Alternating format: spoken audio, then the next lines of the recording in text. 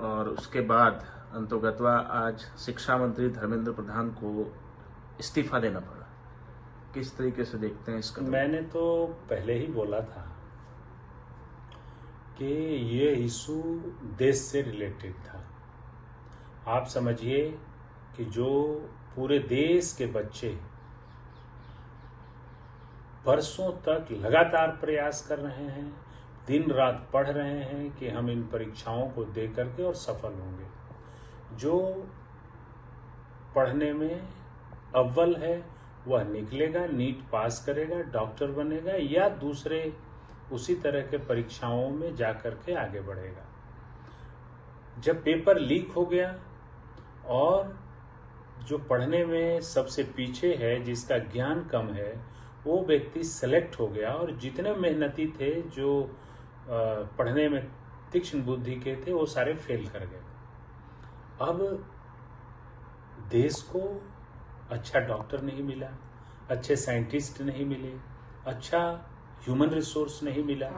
इससे बड़ा और देशद्रोह का कार्य दूसरा नहीं हो सकता है। देशभक्ति सिर्फ झंडा लहराने से नहीं होगा। देशभक्ति आपके जज्बे में होने चाहिए, आपके कार्य में ईमानदारी होनी चाहिए।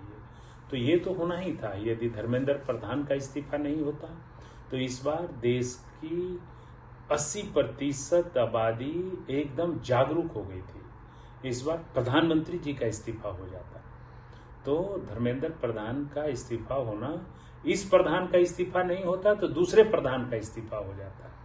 तो इसलिए इस प्रधान का इस्तीफा दे करके इज्जत बचाने की जरूरत है। इस कार्य से देश के युवा शक्ति का मनोबल बहुत ऊंचा हुआ है कि अभी भी देश में प्रजातंत्र जीवित है, और सरकार को क्या मनोबल डाउन हुआ है कि कभी भी देश की जनता सरकार को हाथ पकड़ करके गद्दी से उतार सकती है। ऐसा एक छोटे आंदोलन से संदेश चला गया। यदि ये मंडे, ट्यूसडे, वेडनेसडे तक और रह जाता तो मंडे से फ्राइडे के बीच में आप देखते कि पूरा देश किस तरह उबाल मार रहा होता।